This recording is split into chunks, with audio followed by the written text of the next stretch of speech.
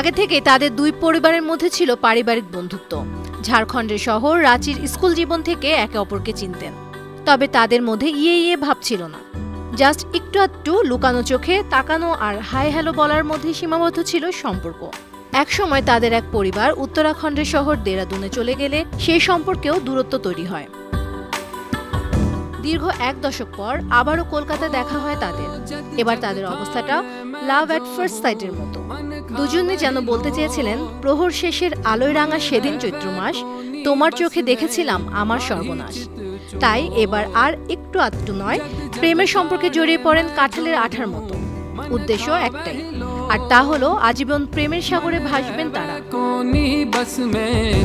এমনই বাস্তব রোমান্টিক প্রেমের গল্পের নায়ক নায়িকা হলেন ভারতীয় ক্রিকেট দলের অন্যতম সফল অধিনায়ক মহেন্দ্র সিং ধোনি ও তার স্ত্রী সাক্ষী সিং ধোনি।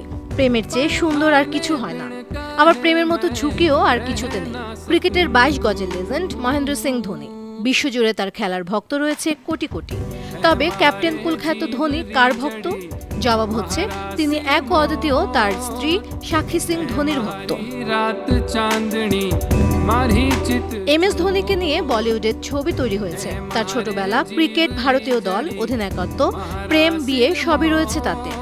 একে অপরের মধ্যে নিজের অস্তিত্ব খুঁজে পাওয়া, পরস্পরের মধ্যে বিলীন হওয়া, এক অদৃশ্য টান অনুভব করা, এরই নাম প্রেম। তেমনই এক প্রেম কাহিনী রয়েছে ধোনি ও সাক্ষীর মধ্যে।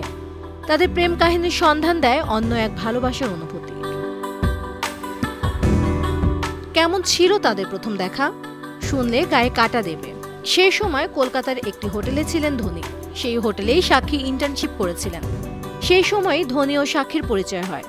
এক সাক্ষাৎকারে সাক্ষী বলেছিলেন, খুব সাধারণ দেখতে একটা ছেলে, পাশ দিয়ে পেরিয়ে গেলেও কেউ হয়তো তাকাবেও না।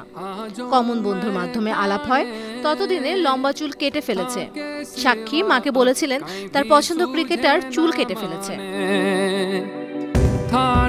সাক্ষীর কথায় বোঝাই যাচ্ছে প্রথম দেখায় ধোনিকে খুব একটা পাত্তা দেননি তিনি। তবে সাক্ষীর বাবরি গোছের চুলের হাওয়ায় হাওয়ায় দুষ্টামি দেখে ধোনির বুকের বাঁ দিকটা চিনচিন করে উঠেছিল। ম্যানেজারকে ম্যানেজ করে সাক্ষীর ফোন নাম্বারটা জোগাড় করেই একের পর এক টেক্সট।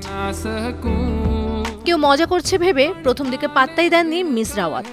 ভাবখানা এমন, যতই টেক্সট চালাচালি করো না কেন কোনো লাভ নেই। যখন বুঝলেন তখন থেকে শুরু হলো রাত জেগে গল্প, ফোন আলাপ। 2008 সালে মাহি সাক্ষীর টেস্ট প্রেমের দুর্দান্ত ইনিংস শুরু। ভুনাক্ষরেও বাইরে কেউ সে কথা জানতে পারেননি। তবে বলিউড পাড়ার গুঞ্জন, প্রেমের এই টেস্ট ইনিংসের মাঝেই ধোনি টি-20 প্রেমের ইনিংস খেলেছেন বলিউডের কোনো না কোনো নায়িকার সঙ্গে।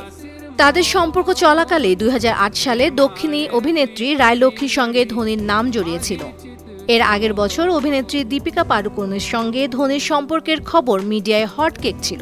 দীপিকার প্রথম ছবি ওম শান্তি ওম রিলিজের সময় ধোনি বিশেষ আমন্ত্রণ পায়।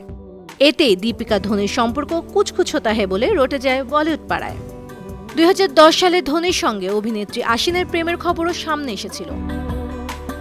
তবে মাহি ও সাক্ষী যেন মেড ফর ইচ আদার।